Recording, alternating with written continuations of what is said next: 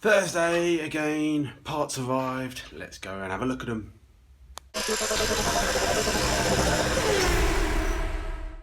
Okay, what's arrived?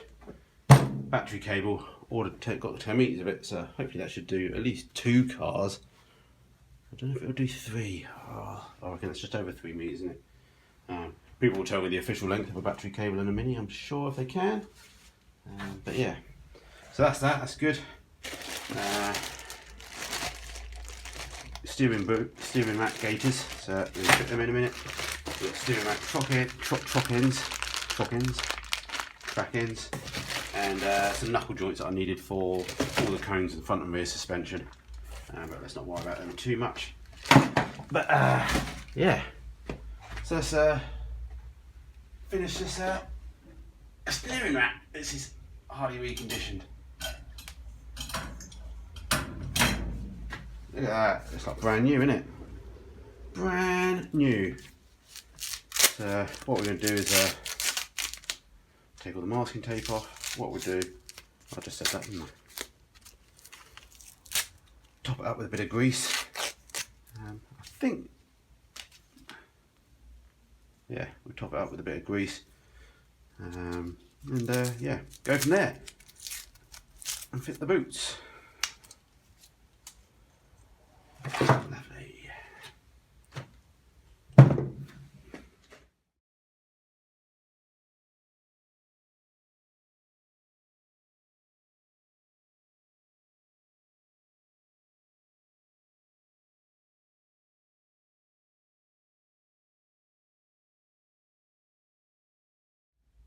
Yeah, I bought these gators and bits and bobs from Wooden Picket.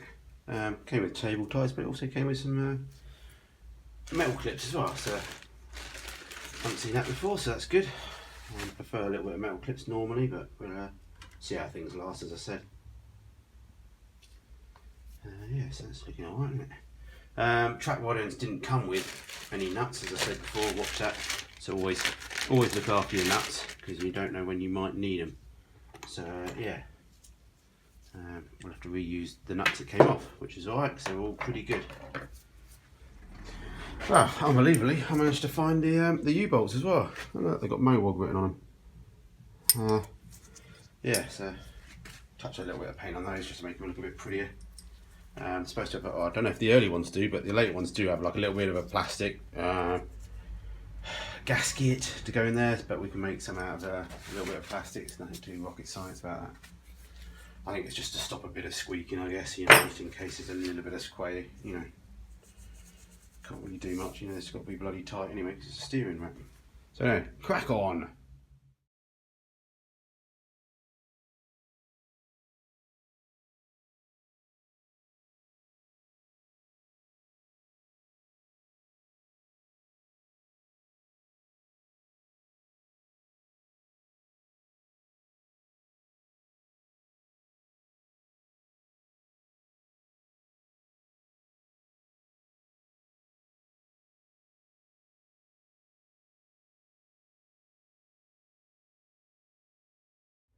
There we have it. One professionally overhauled steering rack. Okay, I use the term professional very, very lightly. But anyway, so I painted the bits and bobs. So those two little U-shaped brackets didn't really need paint really, but as always, put anything back on it if it looks a bit better in black, and regardless, makes you feel better. So anyway, let them dry off. We need to make ourselves some little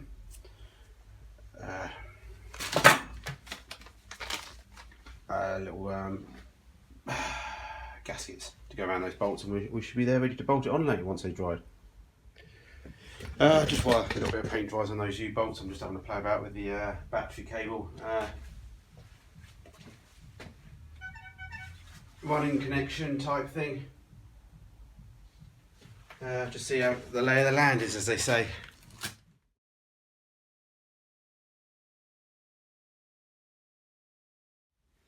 Alrighty, things are dried off, we've got ourselves a rack. Time to try and mount it. So yeah, put the little plastic things on. Again, I don't know if the Mark 1's supposed to have them, but let's pop them on there anyway. So yeah, case of just trying to get it all on together, get these U-bolts through, get them tapped through enough, because then what we can do is then just pop inside and do the nuts from the inside, because they don't turn because they're U-bolts. But the key thing is to get it in there. Yeah, let's give it a go. It's been looking good.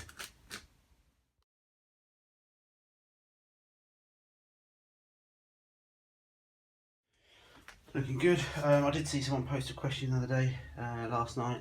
Is the Mk1 racks any different to the later Mark IIIs? Honestly, don't know. They may have slightly different ratios. I'm sure some of the other more knowledgeable people will join in and tell me that if they have. Yeah, that'll do for now. So yeah, let's get inside and find some nylocks. There we go.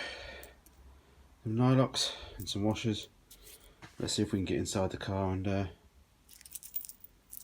tighten some nuts up. Although we're not going to over tighten them for now, we're going to leave it a little bit loose just till we get the steering column in, and we'll do them all up right at the last minute when we're about to drive off.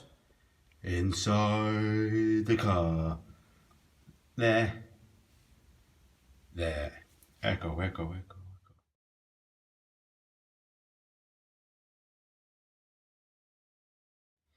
One had second thought about the washers. There's a spreader plate here anyway, so I think the washers, I don't feel like I need washers on there.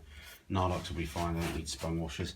What I didn't do is there's like a little spongy gasket that just goes on the back there. I forgot to put that on. Damn it. Go put it on now.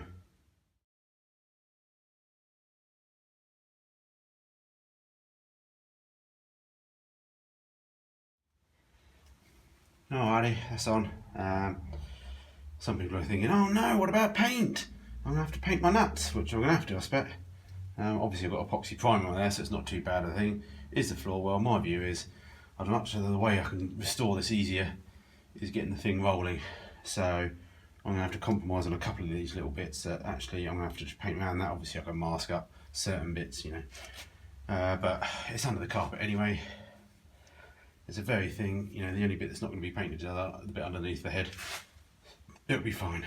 I'm going to live with it, and hopefully the next owner will. Alright, steering rack in. Obviously you can't really see all of it. The angle of the camera. Trust me, it's there. So that's looking good. We can also now work out, I'll just double check the region of the battery cable. I think there's like a little hoop here. And if you can see, a little hoop here. Thinking the cable goes through there, I can't remember. And then we run it along. And then I think it jumps onto the subframe, doesn't it? It used to on the later ones. Onto a little clip and then up to the solenoid / whatever's up there, starter. So yeah, we'll just double check that. And we can cut a bit of extra length on this. You know, assume how far that's going to go. Be really generous. And we can put the connections on at the end. So yeah, let's just cut through this with a disc cutter because that's all I've got at hand. Okay, that's going to be it today. But look, bloody car's getting dusty already. So yeah, I have a bit of a Google, but as I said, I'm pretty sure the cable goes onto the subframe and stuff, so I don't need to put it up. So I think we'll get in there with that. I think we just need to do the clips for put a couple of little P clips on somewhere as well for the brake pipes, just around the bottom of the bulkhead there. Then I think we're ready to roll this car back over, prep the inside for a bit of primer and top coat so we can get it painted. We get the engine bay painted. Once we've done that, we can then put the subframe back in. And